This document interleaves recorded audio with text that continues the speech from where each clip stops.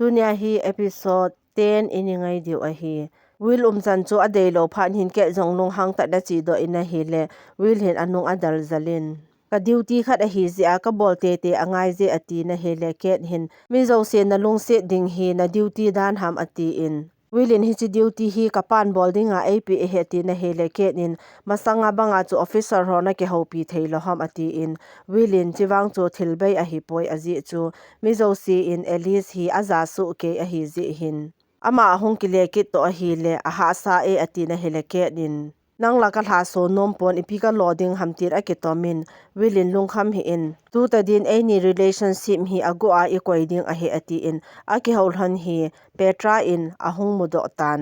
Willin apha da hi pha le any ke ka tho hi mi zo se ko ma se do nang ka te tu hin adin mun hi a sensitive na lai je ati in ket chu azol tan nang hi numeila la ka lung set pen na hin koi macha to te theina hi poi ati in asulung dam ta in chan hlon chu Petra amu in a hele kidang asal he zenge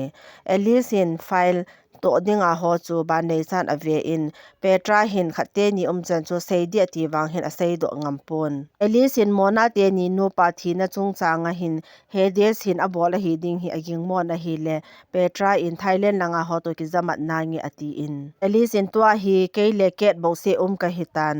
culprit pa hin ke ni bo se a target hlon mei the a hitai ket in crown here ala a hele ke le alan banga ma zong danger ding a hi in hedes in ipi ade momong ham ka het no me ati in a hele Petra in izemtia hedes in ade hilowa midang kha zo in ade hi zo le ati na hele Alice in ipi na seina ham ati in Petra in Will leket chan chu agel do in hin la sei nom pon ama hin Will hi aging mo thimin Princess Kate hi crown princess a hi a hi le ama pa chun phata control theding a hi zia ma pa hi hedes to hin ki khot zop hin te ati in Alice in hita banglung gel chu hi lewang mi phalo ta hiding a hi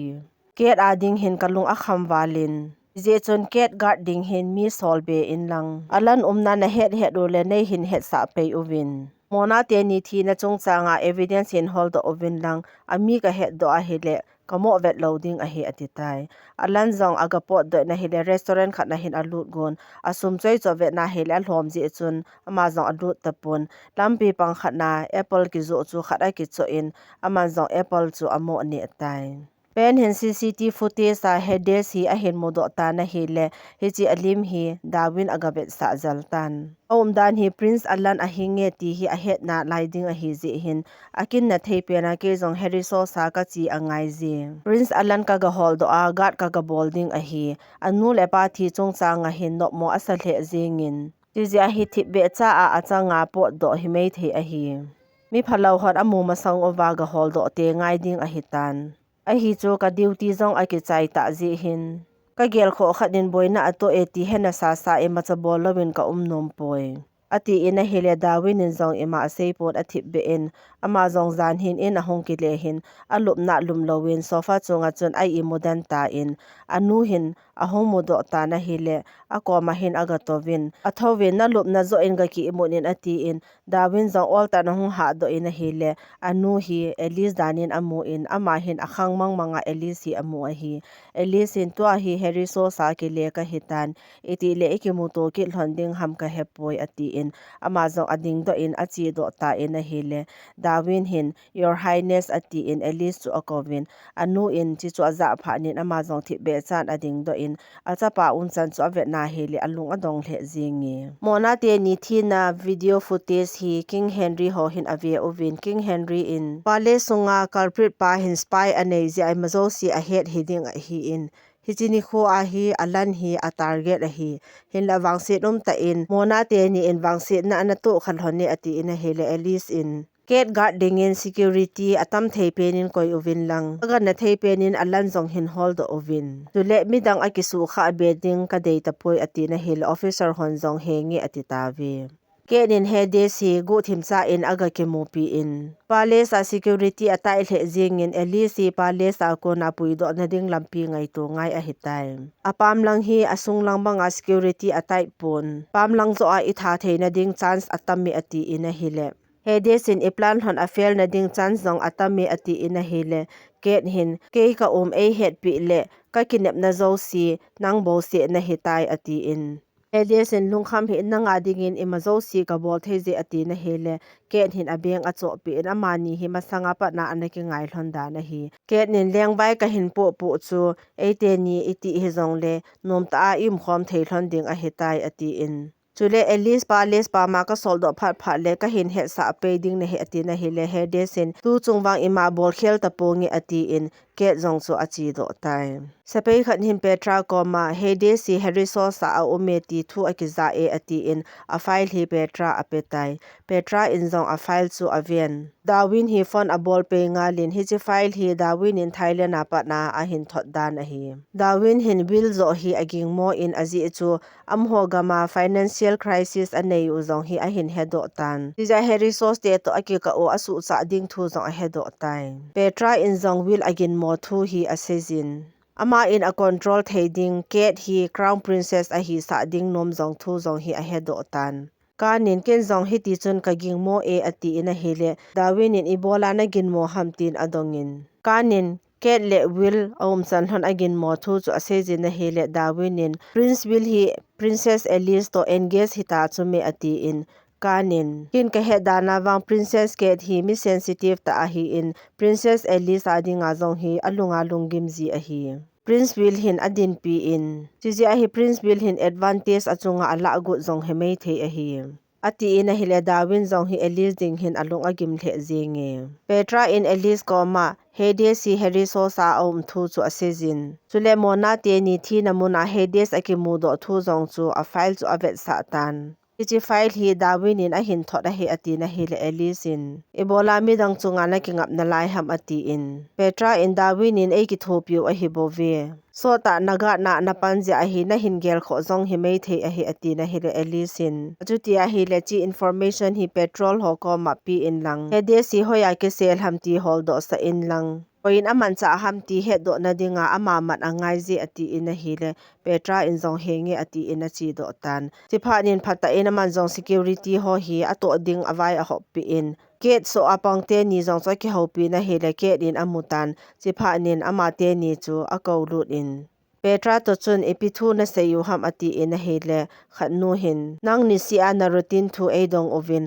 hoilaya na chi a koi to na ki mu to ham ti e dongi ati na hele ke ni alung hangin chi hlon tan ati in ani ni hlonin asol do tan lungthima hin Petra chunga chun alung a hang hle zinge Alice room agalut in na hele Alice hi table chunga na I mudanin ama hin Alice a thading dan bo se hi lunggel anezin a poison pu chu a hin la do in Alice khot chunga chu a sungu na hele Alice hin a khot chu a hin tu pi na hela ma hin gang chalin a sat do in a poison chu a sel do in Alice a hung kha a hele ket a hi phat hin kipa ta in iti an hung lut ham ati in ket hin tu chakhan azu ka hung lut a hi nana ha to thu ka za ji a ka lung the ale ka hung a hi na lup na zo anop ta na ki chol ding hi chume na ki chol tam lawa hi le na dam mo ding a hi in izem tia na dam mo a hi le boy ding a hi ati in a khoda chun akai jin ama zong Alice anop ada chun alup na achun aga e mut sa tan Alice in le ma cha a he phapun ama zong ai I mutan Alice ai mut phan hin apot do in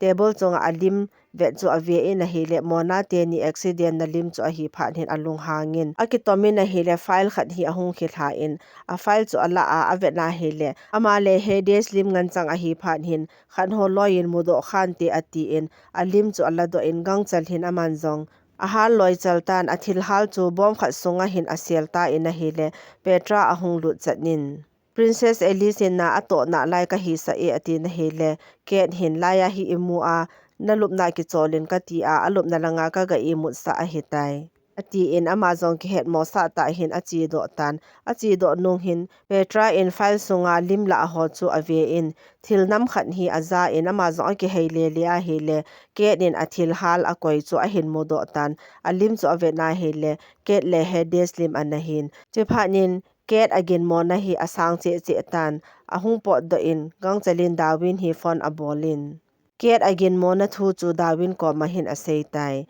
ket zong aga nung lut in athil hal cho ga ve na hila na tapon tiwang hi Petra in amudo tai ti hi aging mo tai royal family te photographer pa ko ma Petra aga chi in ama pa zong hin royal family te alim la ho album cho vet sa in Petra in zong ave in a hi le thilgin khat hi aza in ama zong agapo do a hi le photographer pa chu to la athi sa in aneki zamin Petra anung langa pa hin he de si ahung po do in Petra chu ka bli dia go na hi le Petra in zong akidal pin a hi wang hin khat pa hi atha ha ji hin Petra hi athat tan koi ma het loading in tuila a hin aga sep mang tai Elisin Petra athitai ti hi a het phan hin alungim hle zengin apu pa ko ma koi sei na hi thu hi na za aham zan hla ngel ngela zong ki howa iti hi theiding ham ati in apu hin police ho sei dan in photographer party ina thil so da na hi in aum dan hi gu chahon abol hi le kilomi ati na hi le Elisi ata san pon Petra hi hitia be che na bol the a hi poi ati na hi le ke nin hi chi thu hi ha boi pi da tan nang ma le nang ma zo hi ki gel kho en tin a hlemin Elisin wang Petra thi hi apon na hle zingi apu hin Petra in phata in na ve kolin ama la tapon ama helding hin gang ta in mi hin hol pi nang ka ti ati na hi le Elisin ngai poi tin ada in na hi le apu hin ke ma permission zaw lo hela pam langa zong na po thei lo ding a hi tai Petra helding om to ka na po thei lo ding a hi ati na hi le Eli zong hi lung no ma ta ina chi do tan Jesse in zong Petra thi aza hin aning khana na kap kap bin na hi le Eli zong aga chin nangin na pu na tabanga chu ken zong hata aga pu na na hi Petra hi isu pinul hon tabang a hi in athi zong hi pan na beya thi ka hi sa lo helding a hi ati in Jesse chu athlem ta na hi le Jesse chu akap kap bin Eli sin kon atha ham athat pa hi ka hol do te ding gu chahon atha he ti wang hi ka ta san mo mom poi ati tai Darwin holoi in zong gu chahon atha ding hi aging cha povin hi le sak chain iki thopi diu adei lo zi over he dia sin zong abol zong hi mei thei a hi ati in hinin Petra umlawa hi le Princess Elise kon avet golding hi tam ati na hi le sak chain thu ka za danin pa le si boy hi le kilomin Elise din mun zong danger hi le kilomi ati na hi le Darwin zong hi alung agim che tai pen hi alan holding in ahong ki godo tan hin ko ma nei lungim pi hi win thu na het over hi le ni hin het sa pe uwin ati tai Darwin no hin Darwin jawlo iti na chi gut ham ati na hi le pen hin taxi ki la nang ka ti ati in Darwin no hin ipi thu le la umam ati na hi le pen hin Harry so sa hin boy na lien ta khat asu e Princess Alice bodyguard nu chu akithat ne ti asei pi in je hin Darwin in athu aza pha nin athip be tan je a hi airport a zong I hung tha gut lo a hi tai e alan to ka ki close in Darwin hi Princess Alice to a ki close in boina to a ki he na he le a ki mo thim thei poi je a hi ken zong thil khat be bolding ka ti a hi ati in ama zong a chi do tai Petra helding min list ho tham khat hi mi khat hin King Henry hi agapitan King Henry in zong ba nei chan ave na he le khat cha hi adei tapo na he le ama zong hi alung agim hle jeng tai hi je chun Darwin le team ho khat pen hi Alice guarding hin akautan Alice in athu hi aza do phan hin anum pon pu hin ke man Thailand a ko na ki thopi na ka thum a hi bove amma ho hi ni ka ahung hlung ding a hi tai ati in alang khana sak chai in Darwin ko ma ipi na gelam ati na hele Darwin in hin le kan sol di chu pha asa in Alice in hin le kan achi ding chu aza do ki ta na hele pu hin Darwin in ama ta in a hlen a he ati in Alice alu hang thimin Jesse ko ma seng kating Darwin ko ma koi ma cha hin sol hi in ka ti ding a hi Ele ke ka ki vikol theinan koi ma cha ka ngai cha poi ati in apot do tai tak sa in hin le kan chu ni ka a achi hlanding in thu apetan Darwin nu zong achin sak cha hi aga ki mu pi in ke zong ka po sa ki le ding ka hitan ka in sung boy na hi nang ba ba wi nei ki thu pi thei a hi ati tai in akile hin Darwin zong thip be cha hin ana tawin a hi le anu hin Princess Alice ga dinga hin le kan na sol thu ka na za e ati in a hi le Darwin hin lungkham hi in nang lungnop mon na ding ema cha bol pong ka ti ati in anu hin zem tia na lungi ma hi le chi thu hi ki holim thei a hi ati in amani zong a ki holim hlon tan anu hin pa hin boina to e ti thu ka na za chot ema cha ka na bol pon ka na don se pon chi chu ka gela he le ka lung anom mo the e Ilit sa na kana nei ji chun imacha kana don pon King Henry bo se hi kana ngo zingin hi chu thu ta hi kana accept thei lo ji a hi Princess Alice akinung le a na chan chu ka ve na hele ke ka nom chan tan to chun akilowin ka mudo in mazo si hi kilit sa na kananay zi ahibovi na pa to zong kanake hauto tapon po sa laudanin ka omin ka don sepon ahibangin asung lang akangai le zingi hizi chun kin chance ka hlaso banga nangin na hlaso ding ka nompoi ke zong jing le chi ding ka hitan iti le ekimuto ki ding ham sei the ahipon zi chun ipi decision na la hi zong le kem zong phata ka zapi ding na hi ati in achapa chu akoi zen aman zong achapa hi asei thei lo wanga hi Princess Alice ko ma achi ding hi aphat sa ahi Darwin le sakchai zong akimuto ki lhonin sakchai in Princess Alice na gel kho hi ka hen ahi wangin King Henry in nang chu hin solo win wang atipun na pa thil to tabang na to kha ding zong chu nom lo hi mei the ahi ahin avela na ki gel ki ding ka deji ati na hele Darwin in chi theipong ka ti ka nu hi alung ka sunup mo nom poi ati in sakchai na chi lawa hele na ki si ding a hi aji chu Princess hi ham khat ti le na hin khulhong ki no mo na sa ding a hi ati na hele Darwinin tula zong ani si a hi no mo sa na hin kho ka mang a hi in a hin ka nu po na to hin ka compare thei poi aji chu ka nu hi avelin alung ka sunop mo nom po ati na hele sakchain kalunggel ka sei a hi bovin na nu in nang chu ana sei pin ati ji a ka sei a hi bovi ati tai Darwin no hin sakchai aga ke mo pi a hi Darwin hi hopin lang zolin anati da na hi sakchain nanu ti I ho ti ibo no wasipe I hiwin ison khana ichi vai le ihin te te ding o he ti garanti a umpoi Ize chun nang ma in phata in decision ki la in ati na hele Darwin in nge ka nu lung ka sunop mo nompoi ati in sakchain King Henry in ale kha thot na nu in simtan ti ati in King Henry hin Darwin nu hi le kha athot nin ama hin aji pa ati ji hin ki phatlam na thu hi aji in no in sunga ko na ki thopi na zong ka thum ngam ta poi ati in a hele Darwin nu zong hin ale kha chu asimin no mo asal he zinge Darwin hin athu a het phat hin ama zong akipa in anu hi message a thonin ka hin ngai ji ka ki pa e ati in a hele anu hin Darwin message amo hin akipa a the e William Ellis guard ding hin asepe ho hi agun pi in nang na safety ding hi apoi mo pen ta a hi in Sape ho zong hi athim chi a hi vi ati in chipen hin ket a hong lut in Sape ho chu ta asan thei umu hi nam Elias ka longim pi ja ka sei a hi ati na hele Willin kin ka kho sa ta banga nangin zong na kho sa hi chu ka hen Sape ho hi ta san thei ta a hi na vi ati in Elisin na nil hona nei kho sa hlon jing ka ki pa e ati in Willin long kham hi na ti in Elias kho chu atu cha hi in cham khat na man sunga phata a ka ven thei lo ji in no mo ka sa the e ati in a hele Elisin kadinga nei din pi ji ji hin ka ki pa le zengi ati in aum chan hlon hi ke hin ave in asung langa hin alu a hang le zengi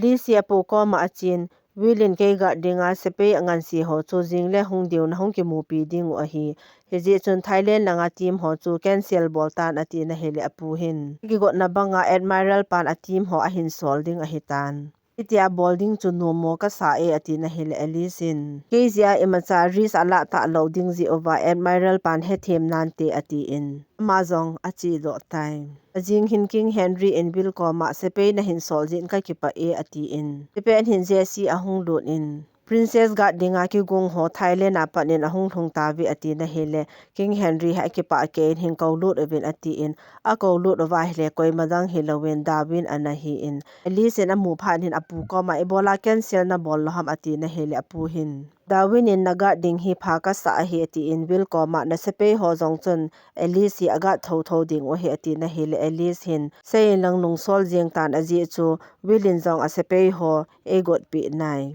ken koi ma chadang ka ngai cha tapoi ati in Darwin chunga lung han thim ji hin a hopi nompon achi do tan aruma aga lut nin ama jong hi lungim ta na tawin a hele jesi aga chin Darwin hung di thu ka sei pi lo ji chun no mo sa hit ati na hele Elisin pot do in ati in jesi jong ke phalam ta in achi do tai King Henry in Darwin ko ma chi mission accept na bol ji in ka ki pa e na in ko te in imacha a sei lo ham ati na hele Darwin in kanu in e hin sol ji ahung ka he ati na hele King Henry in na nu ko ma ki pa thu ka sei je in sei pi in ati in a ko ma to na a chun a to sa in zawa ka tu nu chan chu no mo sa hi in Elisin will chun no mo santi ati ji a chu hitia chu a hi bovi na het ma banga ama ni hi anyaw lai hlona pa na ki cheng dinga anaki go sa a hi hlonin a hi nang chunga zo hi ka ki nep zo a hi Will chu zum khan te ati za Alice khutia chu umahe ati na hele Darwin in henge ka he theme ati tai Alice jong arum anomi na hele mi khan hi ahung lunin Darwin a hi in ama hin Jesse a hi sa in ka changa ka no me po do in ka ti nei lo ham ati in Alice jong a ki hei pheya hele Darwin anahin kon phalna na pi a na hung lut ham ati na hele Darwin in Jesse ko ma ka se ka hung a hi thu khat ka sei no mi ati na hele Alice in ka ngai nom poi Will se pei ho in phata in ei ve kol na ve hi je chun nang zong nagama ke nungle tan ati na hele Darwin in ke nungle theipung ka ti ka kitep na ka pe cha ding a hi ati in Alice in achuti le hawina ka koma na thu sei cho phata in pet cha in ati in Darwin in ka thil bol khel bol phat na dinga chance nei pit ati na hele Alice in ngai poi na ngai dam thei ta pung ka ti awin sunga na thu sei cho ka haimil nai poi hi je chun nang zong nagam langa ke nungle tan ati in Darwin in kinule theipong kati aji chu na namun hi danger mun a hi in chilai mun zong hi mun safe a hi poi Petra zong a tapoi ati na hele Alice in Petra khelin midang a nai na duty zong a hi poi ati in achi do go na hele Darwin hin a khutna atu cha hi in Alice in ipiking up na ne ya nei to kha ham atin achi go ke din na hele Darwin in ko nga chun atu in akoi cha hi in na tha nom le nei thatin kho ka sapoi na that nom ho la a da tha ding chu ka nom mong poi ati na hele Alice in ko in ei tha nom ham ati in chipen hin Willin Alice na tin a hin hopi in ama zo asunga ahong lo nin ipiti ham aboy ham ati in a hele Alice in Darwin ke nungle dinga kana sei a hi ati in Darwin in ke nungle theipong kati King Henry order dungzui ama hi gat ka bolding a hi ati in a hele Alice in kapupa order na la a hele nangin zong na duty cho phata in ke bolin hi wanga will team ho in ke koma order ala adingo he ati in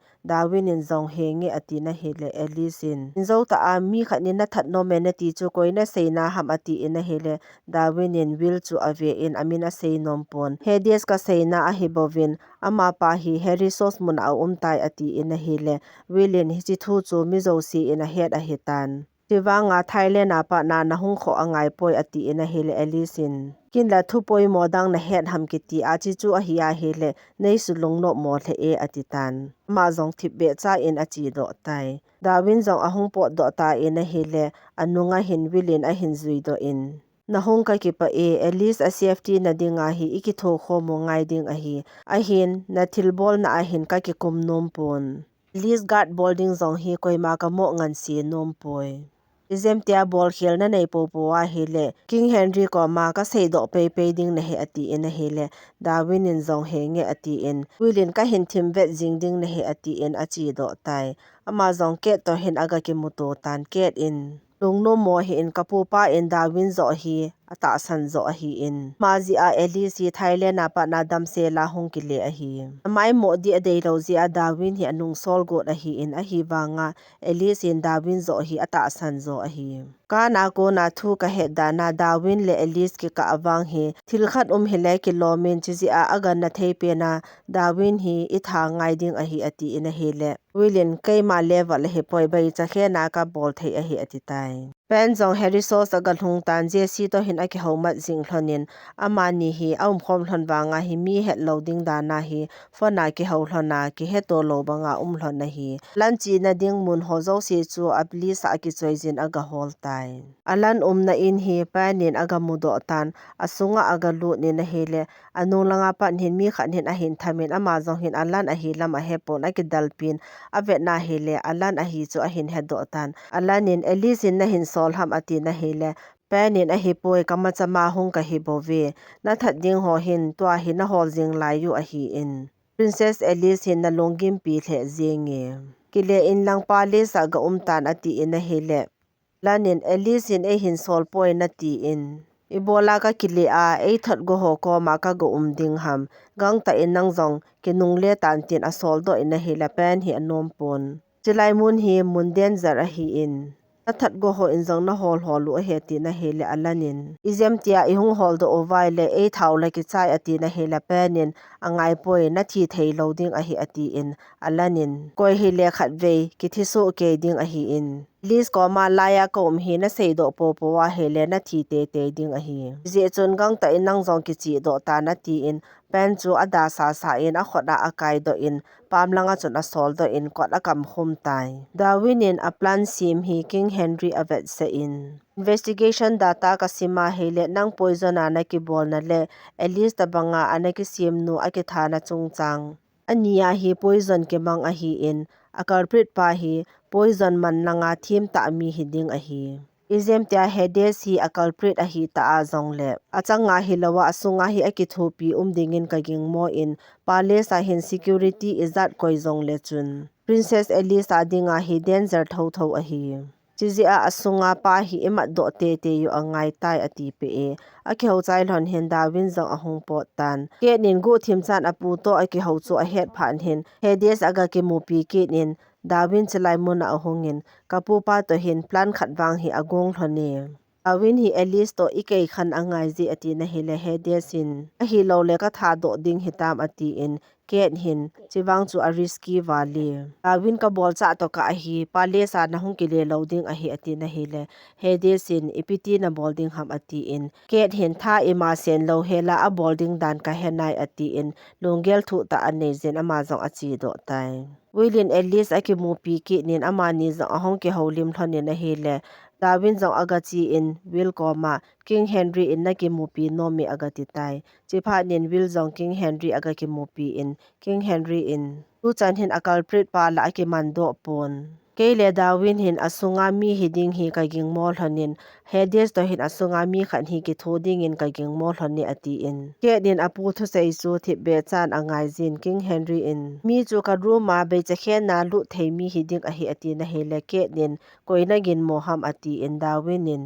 culprit pa a target hi Princess Alice a hi in security tai ta ki koi zong le a culprit pa chu a ki mando thei di nai pun Mi wang hi Princess Alice pale sa ko na hilo mai the a hi phat si a hi tabang incident a si a hi le culprit pa hin zam do na the ding lampi dang anei jing ke jin chuzong chu Princess Cat pales lang a hi ji e ati na hele Wilin na seidan chu culprit pa hi pale sunga na tong ho dan ham ati na hele Darwin hin gin moji a ki sei me me hi bovi Hades in asunga spy akoya officer ho zong hi mei the hi ati na hele kenin ipiti na khol do ding ham ati in Darwin in pale sa na tong ho khar kha na thu do ding nang te ni pale zong khol angai ji ati na hele Will hin Tiwang chu awal be se e ati in King Henry in at least a safety na dinga ke ngai to a hi je chun nang ni in zong he thiam thlonin ati in a hi le ket in ta hola ipi na mudi nga na gin chan ham ati in Darwin in